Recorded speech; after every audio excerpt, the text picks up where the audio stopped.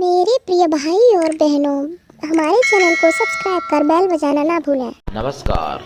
जय तंत्र मंत्र केंद्र में मैं आप सबका हार्दिक स्वागत एवं अभिनंदन करता हूं। मेरे प्रिय भाई बहनों, मैंने आपको दिया कभी पति को वश में करने के लिए, कभी दिया पत्नी को वश में करने के लिए, लेकिन आज मैं आपके लिए ऐसी बहुत बड़ी साधना, बहुत बड़ी जानकारी लेके आया हूं, जिसके लिए आपको देखना होगा वीडियो अंत तक। यदि आपने हमारा चैनल अभी तक सब्सक्राइब नहीं किया है तो हमारे चैनल को सब्सक्राइब करना, लाइक, शेयर, कमेंट करना आपका फर्ज है। लाल बारी बटन दबाओ और घंटी बजा दो। मेरे प्रिय भाई बहनों, दुनिया में जिसका कोई नहीं मैं उसका हूँ। अगर आपको अपनों ने धोखा दिया, यदि आपको परायों ने धोखा दिया, तो आप एक बार मुझे अवश्य आजमाएं। मेरे प्रिय भाई बहनों, हमारा मोबाइल नंबर है 9305 63 71 73। मेरे प्रिय भाई बहनों, 9305 63 71 73 इस नंबर के सिवा मैंने और कोई नंबर अभी तक अपने चैनल पर नहीं दिया। कभी दूंगा व्हाट्सएप नंबर। बहुत लोग आप लोग मांगते हैं फ़ोन करके कि व्हाट्सएप नंबर गुरुजी, व्हाट्सएप नंबर। पहले इसी नंबर पर व्हाट्सएप चलती थी, लेकिन मैं व्हाट्सएप नंबर दूसरा जारी करूंगा और कॉल वाला यही नंबर रहेगा। लेकिन वो कब करूंगा अभी बताता नहीं, बताऊंगा कभी। तो सच्चे प्रेम की कीमत मैं अपने प्राणों से भी करोड़ों गुना ज़्यादा जानता हूँ और मानता हूँ। लेकिन सच्चा पवित्र दिव्य प्रेम करने वाले लोग न तो ज़्यादा बचे हैं और न ज़्यादा सच्चा पवित्र दिव्य प्रेम समझने वाले ही लोग बचे हैं। लेकिन मैं सच्चा पवित्र दिव्य प्रेम समझता भी हूँ और सच्चा पवित्र दिव्य प्रेम करना भी जानता हूँ। जहाँ पर सच्चा पवित्र दिव्य प्रेम होता है, वहाँ पर किसी भी प्रकार का कोई स्वार्थ नहीं होता है। आज मैं आपके लिए लाया हूँ गर्भस्थ शिशु चेतना साधना। देखिए, आपने ये तो सुना ही होगा कि अभिमन्यु अपनी माता के गर्भ में ही थे और उन्होंने चक्राव्यूह जो है रचा हुआ मतलब तोड़ने का गुण गर्भावस्था में सीख लिया था। लेकिन वो ऐसे ही नहीं सीख लिया था। उस गर्भावस्था में अभिमन्यु के लिए एक मंत्र है, जो मंत्र सुभद्रा ने जपा था, और वो मंत्र भगवान कृष्ण ने अपनी बहन सुभद्रा को दिया था। वो मंत्र है। उस मंत्र को आज भी यदि कोई गर्भवती माताएं बहनें जपें तो आज भी बच्चा चैतन्य हो सकता है, अगर उसकी साधना की जाए तो। उस मंत्र से यानी शास्त्र वेद पुराण सभी गर्भावस्था से ही बच्चे के दिमाग में डाले जा सकते हैं। लेकिन वो तभी संभव है जब माताएं बहनें गर्भावस्था में नियम करें, गर्भावस्था से पहले भी नियम करें, जो नियम होते हैं गर्भवती स्त्रियों के लिए, और उस मंत्र की साधना करें। उस मंत्र का दशांश हवन भी किया जाता है, यानी जप का दशांश हवन, हवन का दशांश तर्पण, तर्पण का दशांश मार्जन, और मार्जन का दशांश ब्राह्मण भोजन भी कराना चाहिए। तो ये मंत्र जो है 1.25 लाख जाप किया जाता है वैसे। और अगर ऐसा न संभव हो तो जितना मर्जी उतना कर ले, लेकिन करना तो चाहिए। अब ऐसा नहीं कि 1-2 माला ही कर ली, ऐसा नहीं होगा। और 1-2 माला से भी असर पड़ेगा, लेकिन वो फिर कितना पड़ेगा। लेकिन जो 1.25 लाख की मैं बात कर रहा हूँ, वो मंत्र पूर्ण है, जिस समझ लो कि अभिमन्यु की तरह आपके बच्चे का दिमाग इतना तेज कर देगा, इतनी चेतना आ जाएगी कि अभिमन्यु ने जैसे गर्भावस्था में सीख लिया था, वैसे ही आपका बच्चा आपके गर्भ में सब कुछ सीख सकता है। और ऐसे होते थे पहले कई ऐसे जो गर्भावस्था में ही लोग सीख लेते थे, और भी ऐसे इतिहास हैं। तो वो क्या था, वो केवल मंत्र और साधनाएं थी और नियम थे, संयम थे। वो यदि आज भी किए जाएं तो आज भी सीखा जा सकता है।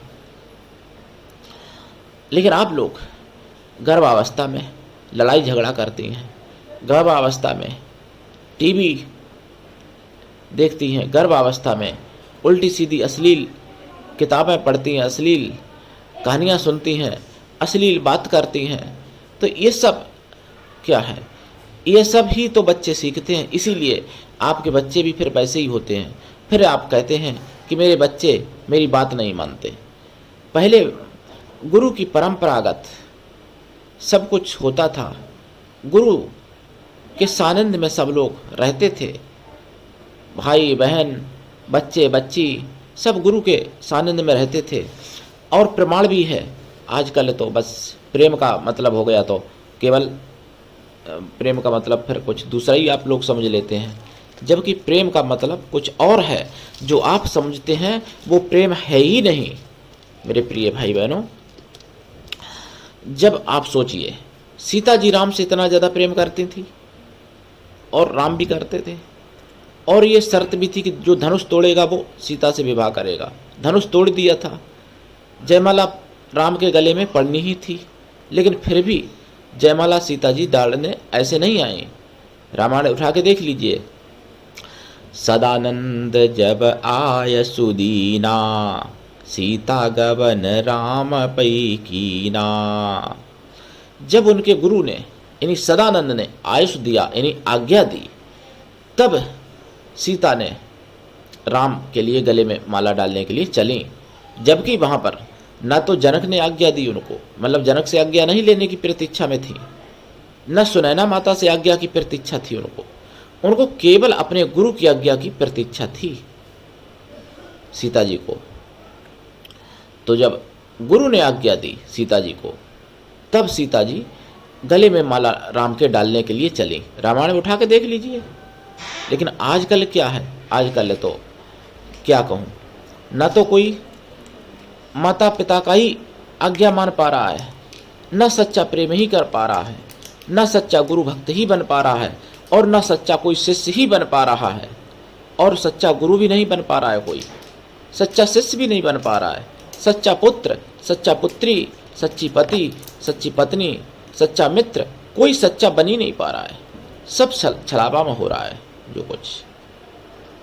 सच्चे गुरु का मतलब यह है कि मैं अपने शिष्यों को अपने में समाहित कर सकूं, अपने में मिला सकूं, अपने में लीन कर सकूं। और सच्चा शिष्य का मतलब वो है कि मैं अपने गुरु के अंदर समा सकूं, अपने को, अपने गुरु को सब कुछ समर्पित कर सकूं, अपने गुरु के लिए सब कुछ यानी कुर्बान कर सकूं, समर्पित कर सकूं, अपने को अपने गुरु में समा दूं, अपने को अपने गुरु में मिला दूं पूरी तरीके से। सच्चे शिष्य का मतलब ये है। लेकिन वो कहाँ हो रहा है, कुछ नहीं। तो चेतना मंत्र गुरु दीक्षा की तरह लिया जाए, बिना दीक्षा के कोई भी साधना सफल नहीं होती है। तो ये शिशु चेतना मंत्र लिया जाए, यानी गर्भस्थ शिशु चेतना मंत्र, और उसको जपा जाए, तो आज भी उतनी क्षमता है, सब कुछ है। लेकिन बस करने वाला चाहिए और करवाने वाला चाहिए, मतलब सच्चा गुरु चाहिए, सच्चा शिष्य चाहिए। तो जपिए मंत्र, मंत्र भी यहाँ पे मैं दे देता हूँ, लेकिन बिना दीक्षा के साधना सफल नहीं होती है। और देखो, एक मंत्र नहीं है, शिशु चेतना के कई मंत्र हैं। देवी का भी मंत्र है, दुर्गा देवी का, भुवनेश्वरी देवी का मंत्र है एक। यानी इसी तरीके से हर देवी देवता का शिशु चेतना मंत्र होता है। अब मान लो मेरा इष्ट भगवान शिव है, तो मैं शिव का मंत्र जपूंगा शिशु चेतना के लिए। अगर मेरी इष्ट भगवती है, तो मैं भगवती का मंत्र जपूंगा शिशु चेतना के लिए। वो मंत्र पिता और माता दोनों जपते हैं, लेकिन माता जपे तो ज़्यादा असर होता है, पिता का उतना ज़्यादा नहीं होता है मेरे प्रिय भाई बहनों।